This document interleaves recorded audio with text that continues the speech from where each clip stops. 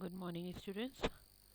Hope you understand the basic concept of capital budgeting during our last lectures. Now, we are going to start with the numerical part and the various techniques that we are using in capital budgeting for evaluating the different proposals. There are two types of technique: non-discounted cash flow or traditional technique, and discounted cash flow or time-adjusted technique. We will start with non-discounted cash flow or traditional technique. First is payback period. Generally, payback period refers to the period within which the entire cost of the project is expected to be completely recovered by the way of cash inflow. देखिए, यहाँ पर हम cash inflow की जो बात कर रहे हैं, cash inflow means the operating saving or you can say it's the operating profit after tax but before depreciation. Clear students? और ये पेबैक पीरियड का मतलब है कि हम लोग यहाँ पर ये इवेलुएट करने की कोशिश करते हैं कि इन हाउ मैनी ईयर्स और in how many time period we are going to collect our whole investment, और जहाँ पर आपका इन्वेस्टमेंट, आप जिस प्रपोजल में आपका इन्वेस्टमेंट जल्दी कवर हो जा रहा है, वो प्रोजेक्ट आप एक्सेप्ट करते हैं. ठीक है, लाइक यहाँ पर हम इसे कैलकुलेट कैसे करेंगे? Payback period equals to original investment. Original investment means suppose आप मशीनरी ले रहे हैं, तो मशीनरी में आपने जितना इन्वेस्टमेंट किया है, योर नेट इन्वेस्टमेंट आप कह सकते हैं.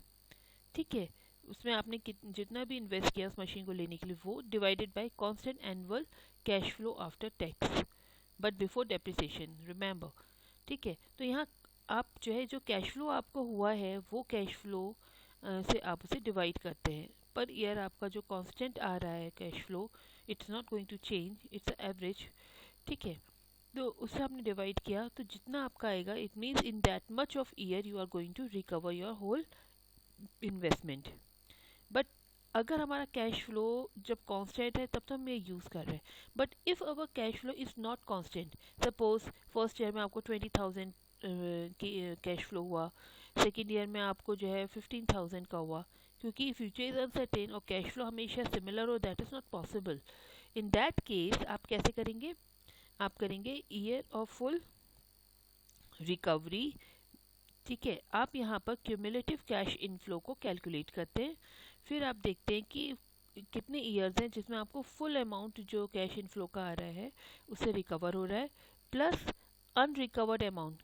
एक साल लास्ट ईयर माना आपका बचा, जिसमें आपका जो है सिर्फ सर्टेन अमाउंट है जो आपको रिकवर नहीं हुआ. सपोज उस साल आपकी इनकम हुई है 2,000, बट आपको सिर्फ 500 रिकवर करने, तो it means in month you are going to cover. तो आप कैसे निकालेंगे? unrecovered amount divided by cash flow during that particular year means 500 divided by 2000. Clear? उस तरीके से आप इसको कैलकुलेट करते हैं. देखिए, now the accept and rejection rule. हम प्रपोजल एक्सेप्ट करें नहीं करें वो हम कैसे डिसाइड करते हैं? अगर पेबैक पीरियड आपकी स्टैंडर्ड पेबैक पीरियड से जो है कम है, तो इट मीन्स आप उसे एक्सेप्ट करेंगे. मीन्स पेबैक पीरियड जितना कम होगा वो प्रोजेक्ट उतना बेटर है. अगर ज़्यादा है तो यू नीड टू रिजेक्ट, और अगर आपके बराबर आ रहा है स्टैंडर्ड पेबैक के, तो इट इज़ इनडिफरेंट. मीन्स आपके ऊपर है कि आपसे कंसिडर करना चाहते हैं या नहीं करना चाहते. Okay, now the strength and weakness of the payback. Strength is it is very very simple to calculate, easy to understand. ठीक है, ये इंडिकेट कर देता है कि कौन सा प्रोजेक्ट में लिक्विडिटी है. बट वीकनेस क्या है? सबसे इम्पॉर्टेंट कॉन्सेप्ट जो वेल्थ मैक्सिमाइजेशन का था हमारा, you remember the time value of money. ये टाइम वैल्यू ऑफ मनी को कंसिडर नहीं करता, और ना ही ये पेबैक पीरियड के बाद भी तो हमारा बिजनेस चलता है, हमें कैश फ्लोज होता है. That they ignore that particular thing. Okay, and there is no acceptable specific payback. Standard payback की हमने यहाँ बात की थी, बट हमारे पास कोई स्टैंडर्ड पेबैक का क्राइटेरिया यहाँ पॉसिबल नहीं है. Clear? Now, the average rate of return method. Numerical related to payback period, and this average rate of return will be covered in next lecture, or maybe in this lecture.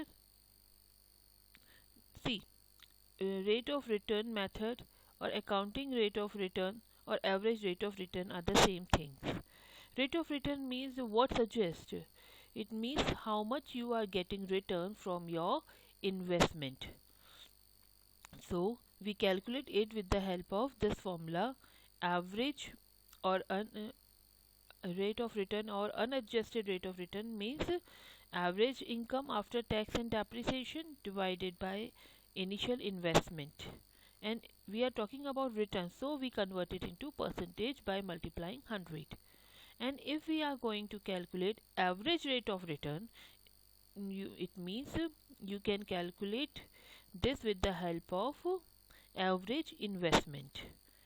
Okay means यहाँ पर आप initial investment की जगह average investment को use करेंगे for dividing, then you will get the average rate of return. And how you are going to calculate average investment? Average investment is calculated with the help of initial investment.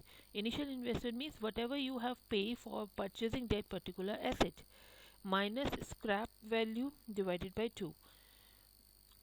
Okay, scrap value means it's a residual value, और जिस समय आपका जो project है या जो machine suppose आपने ली है, अगर वो ख़राब हो जाती, अगर वो अपनी लाइफ पूरी करती, तो उसके बाद जो उसका कबाड़ जिसे आप कहते हैं that is called scrap value. आप उसको बेच के भी तो उसमें से कुछ इनफ्लो जनरेट करते हैं, that is a scrap. Okay, plus working capital whatever you have invested, then plus scrap. यहाँ पर हम स्क्रैप को जो है इनिशियल इन्वेस्टमेंट से पहले डिडक्ट करते हैं, because we are not going, scrap हमारा हमेशा के लिए नहीं, वो वन टाइम एक्टिविटी है आपकी. That's why we are not going to calculate it on the average basis. Okay, and यहाँ पर आप लोग एवरेज इनकम ले रहे हैं आफ्टर टैक्स एंड डेप्रिसिएशन. आपको याद होगा मैंने स्टार्टिंग में आपको बताया था ऑपरेटिंग इनकम. इनकम का मतलब होता है ऑपरेटिंग सेविंग और income after tax before depreciation, but they here it clearly mentioned we are going to take after depreciation, means हमें उसमें depreciation include नहीं करना है. clear? and the accept and rejection rule means आपका average rate of return, क्योंकि हम return की बात कर रहे हैं तो it means आपका जिस प्रपोजल का रिटर्न ज़्यादा होगा that means it is good for you. Okay, and if there is a cut off rate तो उससे ज़्यादा होना चाहिए, तभी आप उसे एक्सेप्ट करेंगे. कम है तो you have to reject it, और अगर बराबर है तो you need to consider, it's up to you. And merit and demerits, again this is very simple to calculate. It consider entire life of the project. हम यहाँ पर सिर्फ 1 या 2 साल की बात नहीं कर रहे, जितने साल के लिए वो पर्टिकुलर प्रोजेक्ट होगा उस पूरी लाइफ की बात कर रहे हैं. And this concept is based on your accounting profit concept, and it give weightage to your profitability. क्योंकि हम रिटर्न की बात कर रहे हैं तो it means they give weightage to the profitability. And again the demerits, its ignore time value of money, ignore cash flows. यहाँ पर हम कैश फ्लो को कंसिडर नहीं कर रहे हैं, हम जिस तरह से नेट प्रॉफिट निकालते हैं अपना प्रॉफिट एंड लॉस अकाउंट में उस प्रॉफिट को कंसिडर कर रहे हैं. Okay, it disregard the size of investment. भाई 2 प्रपोजल अगर आप कंपेयर कर रहे हो तो उसमें हो सकता है साइज ऑफ इन्वेस्टमेंट अलग हो, बट ये इसको कंसिडर नहीं करता है. ठीक है, and determining a reasonable rate of return is also a tough task. Okay students, now we are going to cover numerical of this particular method.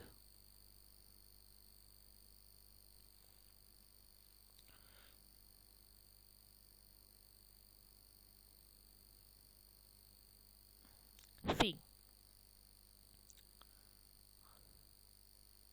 capital budgeting, payback period.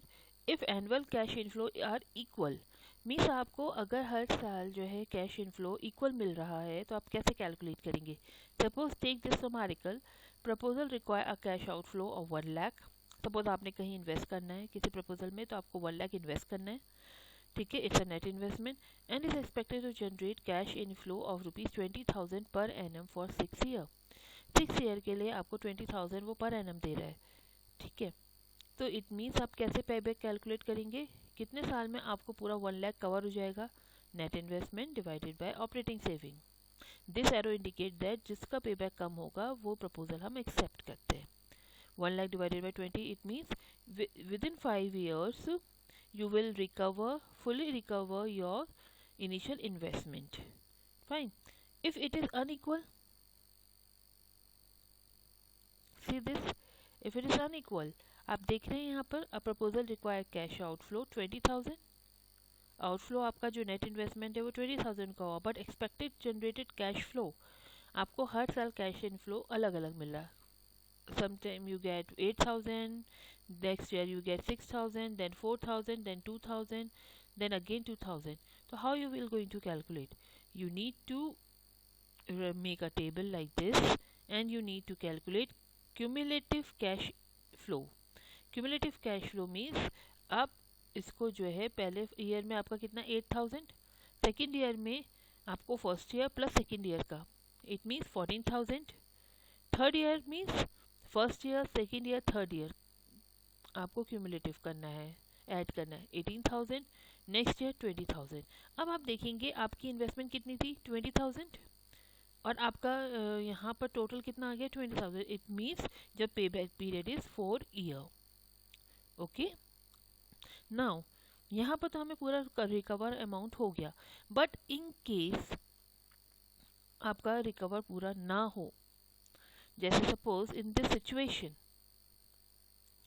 Suppose हमारा cash outflow same question में 18,500 होता तो आपने 8,000 आपका first year में cover हो गया, 14,000 next, then 18,000.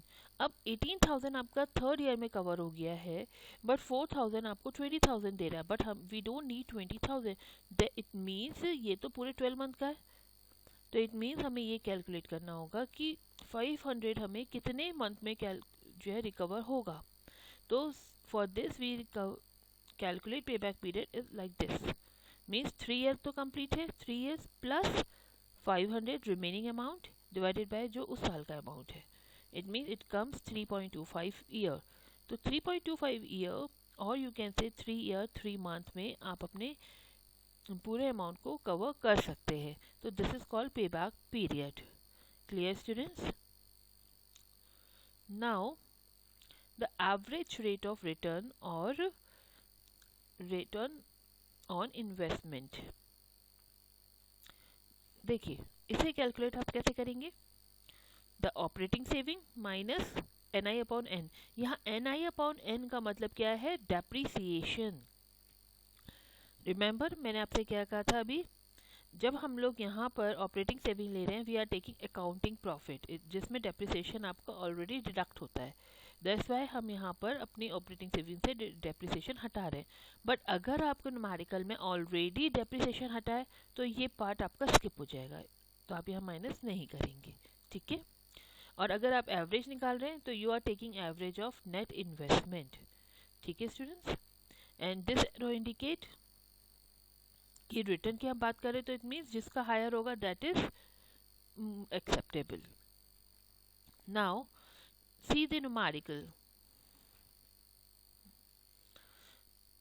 Determining average rate of return from the following data.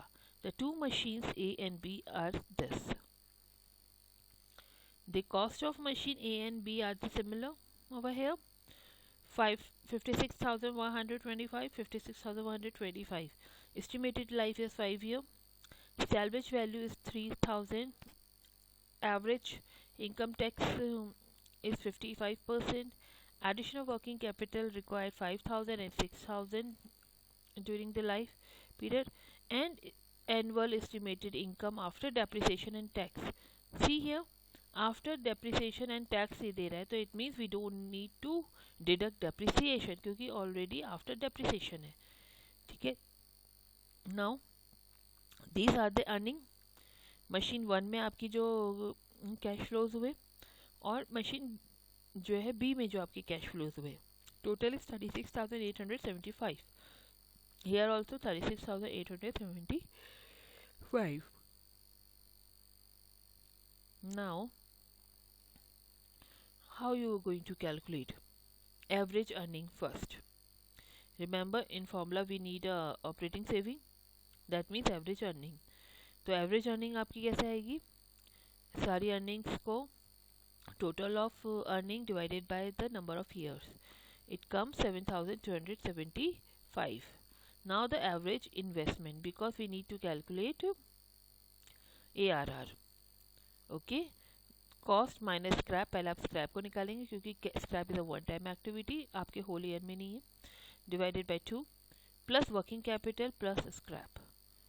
Okay, you will get this much, 34,562, and in next 35,562.